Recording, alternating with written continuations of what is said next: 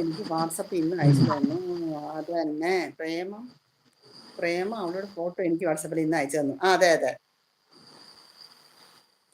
എനിക്കും അയച്ചിട്ടായിരുന്നു. ഏതോ നല്ല സാരി, അത് ഏതോ ഒരു ഫോട്ടോ അയച്ചു തന്നിട്ടുണ്ട്. അല്ലെങ്കിൽ ഞാൻ ഇന്നാള് പ്രൊഫൈൽ പിക്ക് ഇട്ടിട്ടുണ്ടായിരുന്നു. അത് ബ്യൂറോ ആണോ ചോദിക്കുന്നുണ്ട്. ബ്യൂറോ ഒന്നും അല്ല. നമ്മളിപ്പോ ഒരാള് കണ്ട് നമുക്ക് എവിടെയെങ്കിലും ഒരു ആളുണ്ടെങ്കിൽ നമുക്ക് നോക്കി കൊടുക്കാൻ എന്താണ്, അങ്ങനെ നോക്കുന്ന കൊണ്ട് ഇപ്പൊ പ്രശ്നമൊന്നുമില്ലല്ലോ. ബ്യൂറോ ഒന്നും തന്നെ വേണമെന്നൊന്നുമില്ല.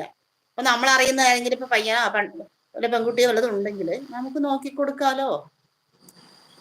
ബ്യൂറോ തന്നെ വേണമെന്നൊന്നുമില്ലല്ലോ. അതുപോലെ ഒരു സംഭവം പറഞ്ഞതാണ് മാഡം. ഓ, പറഞ്ഞു തന്നു ചേച്ചി. അപ്പൊ മനസ്സിലായ ദേവി?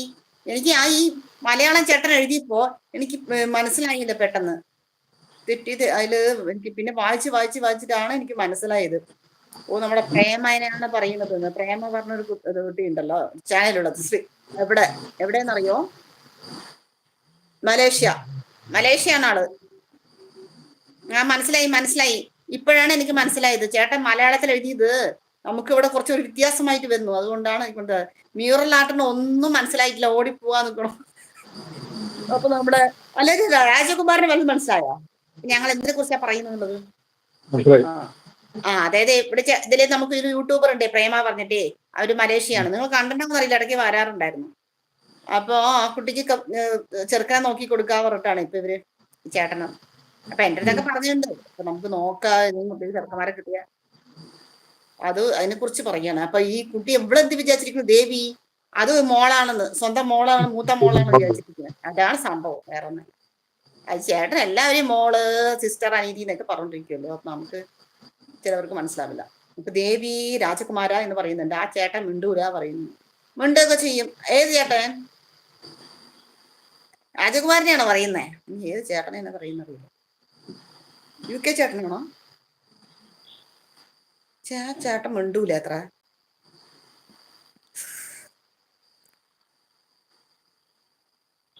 ശരി, രാത്രിക്ക് എന്താണ് രാജകുമാര? Food വന്നുണ്ടാക്കുവോ wife? ദോശയാ? ദോശയില്ല, ഇന്ന് നല്ല ഉണ്ടാക്കുന്ന ചക്ക വേവിച്ചതുണ്ട്, പന്നിക്കറി ഉണ്ട്, ചോറുണ്ട്. ചോറാ? പിന്നെ ചക്ക തൊട്ട് കഴിക്കാൻ എന്തെങ്കിലുമൊക്കെ ഒന്ന് കഴിക്കണം.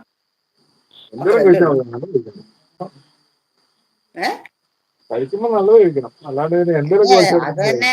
അല്ല, എന്തെങ്കിലും ഒന്ന് കഴിക്കാൻ ഞാൻ പറഞ്ഞു. ഇതൊക്കെ കഴിച്ചാൽ തന്നെ മതിയല്ലോ. അതാണ് ഞാൻ പറഞ്ഞു.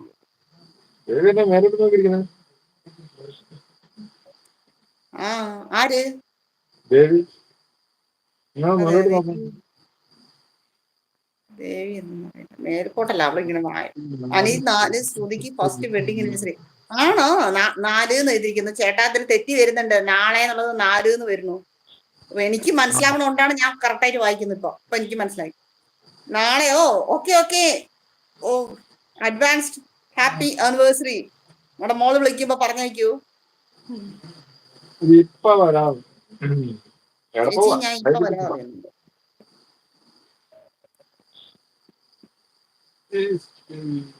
എഴുതിട്ടുണ്ടോ? അങ്ങോട്ട് പോവാൻ എന്താ നിങ്ങൾ പാടാത്തത്? മൂടില്ല. ഇതൊക്കെ ഒരു പാട്ട് പാടാൻ. ദേവി ഇടയ്ക്കിടയ്ക്ക് എവിടെ പുറത്തു പോണം, ഇപ്പൊ വരാന്ന് പറഞ്ഞിട്ട്. അതെ, ഇടയ്ക്ക് പോകും വരും, അങ്ങനെയാണ് നമ്മുടെ ദേവി. ദേവി എപ്പോഴും അങ്ങനെയാ.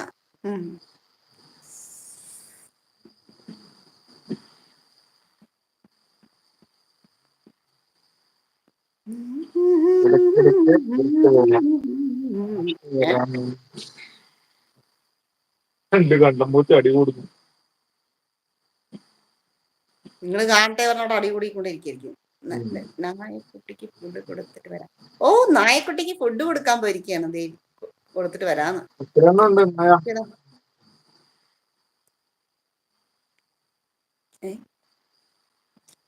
നായക്കുട്ടിക്കും കൊടുക്കണല്ലോ ഫുഡ്.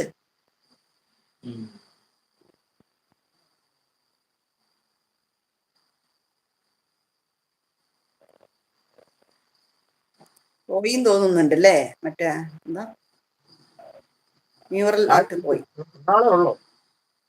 അതാ ഞാൻ പറയുന്നത്, ഭയങ്കര കുറവായിട്ടുണ്ട്.